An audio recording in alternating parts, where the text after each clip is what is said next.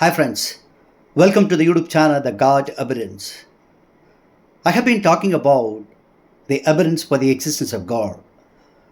In fact, my passion is that not only talk about the evidence for the existence of God, but also physically demonstrate when an appropriate time comes, that too objectively. So until the appropriate time comes, until the momentum is established, what I'm doing here is just a precursor explaining the evidence for the existence of God. My focus is on a biblical aspects. When we think of the Western world, people are focusing on the intellectual aspects of the evidence for the existence of God. But I see in the biblical aspects, the evidence for the existence of God can be explained. The same can also be physically demonstrated. That is not possible in the intellectual aspects.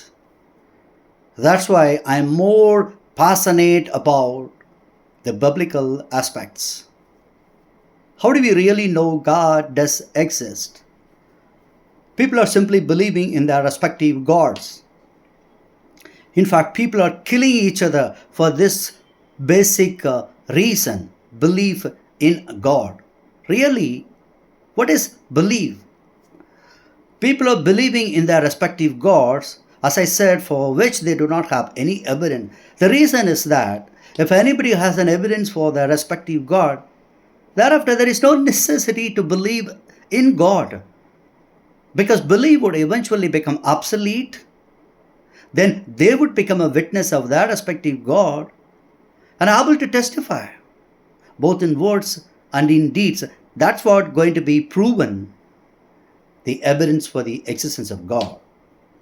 That's what's missing when we think of the religious world. So, the need of the hour is to talk about, is to testify who really God is all about. Years goes, new year comes. We just entered into a new year, 2026. By the name is Peter, William G. Peter. God is a spirit. When I say like that, there are people saying that there is no evidence for the spirit.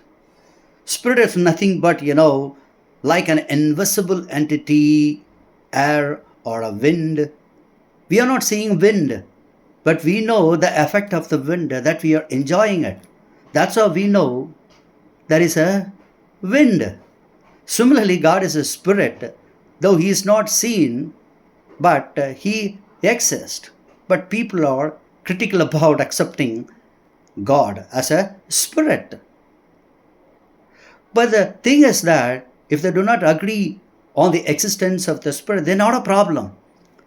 They can take, other alternative entities like mind or consciousness or a breath that is operates in our nostrils and soul. All of these invisible entities, atheists or skeptics, do not demand evidence for mind or a consciousness, because they know pretty well that these entities does exist. The thing is that all of these entities we inherit from our parents, predecessors, ancestors.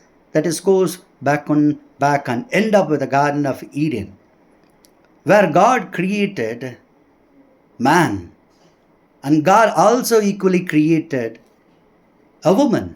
So God breathed his own spirit into the nostrils of Adam. So Adam became a living soul. So God created man as an immortal human being. But unfortunately, they disobeyed the command of God and they ate the fruit from the tree of the knowledge of good and evil. So they lost immortality, meaning they lost God's spirit or God's breath that is operated in the nostrils. So that breath was departed from their physical body, from their nostrils. So instead, they have inherited a spirit or a mind from an adversary of God. That is, we call it Satan or a demon or a Lucifer and so forth. So man has become a mortal human being. In a nutshell, Adam and Eve passed over from immortality unto mortality. This is what happened in the beginning, my friends. So, we all are inherit immortal entities from our parents, predecessors, ancestors, for which nobody can demand any evidence because they know pretty well that all of these entities does exist. So, if anybody want to know God exists, then they have to go through the process. What is the process I'm talking? Well, the process is that the moral entities that we inherit from our parents, predecessors must be removed from our nostrils, from our brain, and instead a God's spirit or a God's soul or a God's mind or a God's consciousness or a God's breath that operate in our nostrils can be replaced back into the nostrils, so that one can pass over from mortality unto immortality. So if anybody go through such a process, then he would eventually become like Adam prior to the fall as an immortal human being. That is only possible these days. Although, according to history, we have evidence that for the past 6,000 years only, human beings are walking on this planet. So, my friends, all of these are possibility to become immortal or possibility to retain immortality is only possible these days. So, my friends, God's evidence can be physically demonstrated. As I said, I am focusing on a biblical aspects. Because in the biblical aspects, the evidence for the existence of God can be physically demonstrated. You can just think of Jesus, Yeshua HaMashiach, the Messiah. People back then demanding evidence. Once Jews gathered and demanded, so as a sign from heaven, Jesus said, although Jesus talked to so many explanation about God and the purpose of God and so forth, but these people didn't understand. They are insisting to show Jesus a sign from heaven. Then Jesus said, destroy this temple, I will rebuild in 3 days. As he said, these people have crucified him on a gruesome cross. God considered as a ransom for the mankind because they are ignorantly doing all these kind of things. So therefore, God considers a ransom, paying a penalty for the sins of the mankind. Thereafter 3 days, Jesus rose from the dead.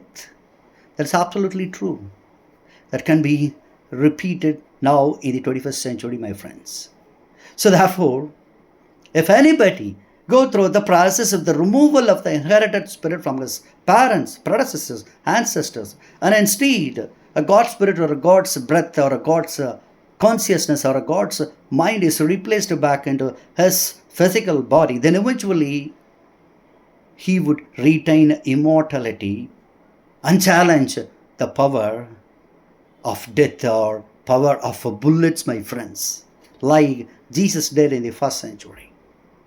So, the evidence for the existence of God can be explained in words and also physically demonstrated as a deed.